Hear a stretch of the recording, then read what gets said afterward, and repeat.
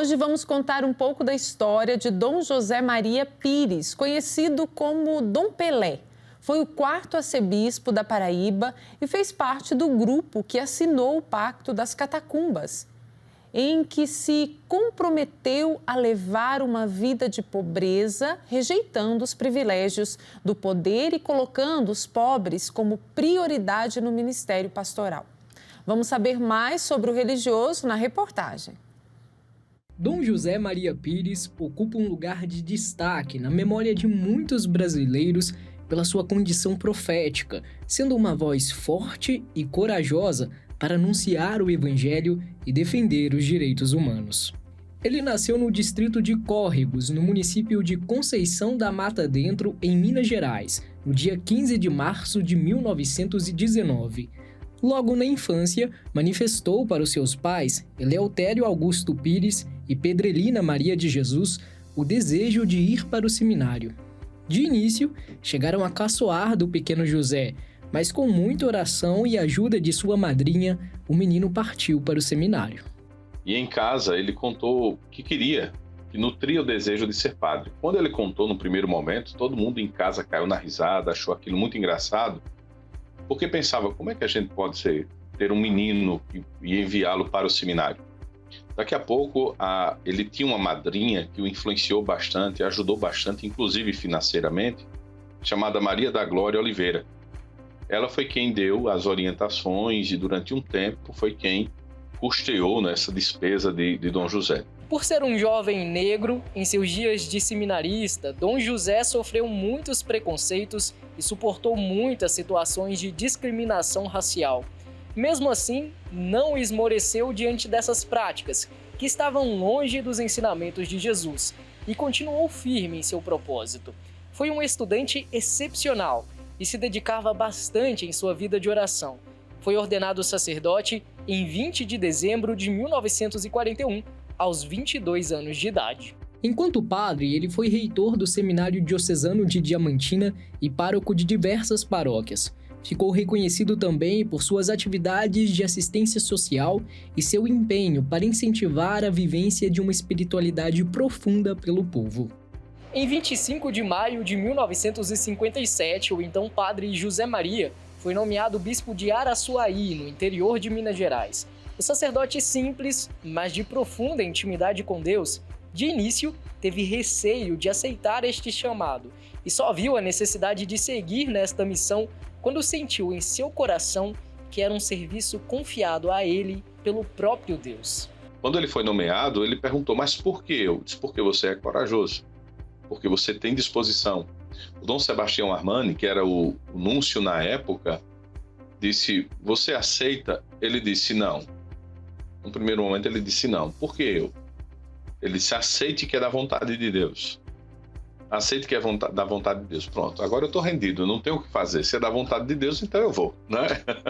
Durante os 8 anos à frente da Diocese de Araçuaí, Dom José Maria Pires experimentou de algumas realidades que formaram a sua verdadeira identidade. Como bispo em Minas Gerais, ele começou a enfrentar alguns desafios com a ditadura militar e participou das sessões do Concílio Vaticano II. Em 2 de dezembro de 1965, foi nomeado arcebispo da Paraíba, onde desenvolveu um reconhecido trabalho de evangelização. As comunidades eclesiais de base aqui em João Pessoa, no território da Arquidiocese, cresce significativamente durante o bispado de Dom José. Depois nós vamos ver outros projetos voltados para a revisão, para a reflexão em torno da igreja, como é o projeto Igreja Viva. À luz do Concílio Vaticano II, tinha-se uma intuição que era refletir sobre o papel da igreja no mundo. Então aqui o projeto Igreja Viva tem esse caráter, né? E tinha uma preocupação também com a educação. Durante os anos 60, 70, o Nordeste brasileiro vivia experiências também de analfabetismo bastante significativas. E você vai ter agentes de pastoral nesse período que terminavam evangelizando, mas também alfabetizando. E Dom José era quem dava todo o apoio. Todo este trabalho teve como base um dos elementos mais importantes na trajetória de Dom José, que foi sua participação no Concílio Vaticano II. Ele pedia continuamente que que o documento fosse mais estudado para aproximar Jesus à realidade da vida do povo. Ele fala de duas experiências que o converteram: o Concílio Vaticano II e a chegada dele no Nordeste brasileiro. Então, é muito interessante a participação dele durante o período conciliar, né? A gente vai ter essa experiência dentro do próprio concílio, onde, de fato, Dom José estava olhando quais eram os grupos que eram formados dentro do próprio concílio. Existia um grupo de Dom Paulo, Evaristo Ares e Dom Helder, juntos, e tinha um outro grupo que era o grupo do Dom Eugênio Salles. Durante o Concílio Vaticano II, na casa Domus Mariae, né, onde eles estavam hospedados, existiam esses grupos de reflexão, de articulação, para ver quais eram as pautas mais interessantes durante o concílio. Outra causa de Dom José foi denunciar os abusos do período da ditadura militar no Brasil. É um homem que não ficou em cima do muro durante o período da ditadura, mas assumiu uma postura profética, fazendo essa crítica e colocando a questão da liberdade e dos direitos humanos como sendo a mais relevante para este momento. Em defesa dos pequenos, uma bonita amizade, cheia de fé, amor e parresia surgiu. Um grande amigo de Dom José Maria Pires foi Dom Helder Câmara.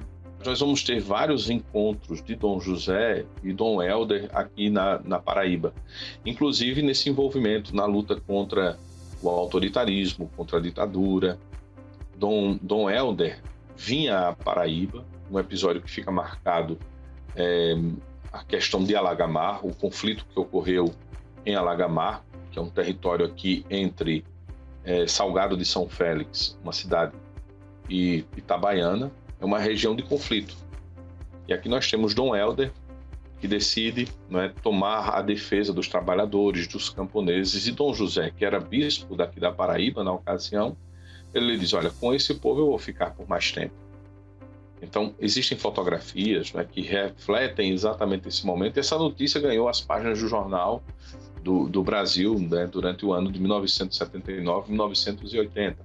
Você tem uma experiência onde os pastores de Olinda e Recife e da Paraíba estão fazendo a defesa dos camponeses, dos agricultores, a defesa da vida. É muito interessante esse trabalho que os dois realizavam de forma conjunta. Dom José Maria Pires foi um dos primeiros bispos negros do Brasil.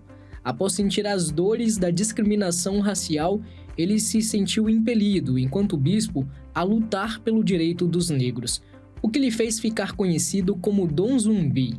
E aí vai ser interessante porque houve um questionamento nas conferências de Medellín, Puebla, e aí fez o questionamento a ele em 79. E a missa dos quilombos é dos anos 80. Você é bispo nosso, mas por vezes não nos representa. Os negros disseram isso a Dom José. E aquilo serviu como que uma grande provocação para Dom José. A partir disso, você tem exatamente um envolvimento maior de Dom José com essa questão que envolvia a luta pelo negro. Você vai ter exatamente esta preocupação do próprio Dom José em lidar diretamente com a questão da defesa do negro, da cultura negra, da cultura africana, não é? Mas inicialmente ele estava fechado. Houve uma conversão também à causa negra. Houve uma conversão. Eu diria que dos anos 80 para frente é que nós vamos ter Dom José muito mais representante do povo afro, envolvido com a questão do povo negro. Isso vai ser muito mais significativo, mais profundo durante esses anos. Antes disso, a gente não tem tantos relatos. E ele mesmo é quem reconhece isso. Essa pressão pelo próprio movimento negro vai acontecer aqui nos anos 80. Dom José Maria Pires, após cumprir uma bonita missão evangelizadora, faleceu na noite do dia 27 de agosto de 2017, aos 98 anos de idade, e seu legado continua a inspirar muitos cristãos.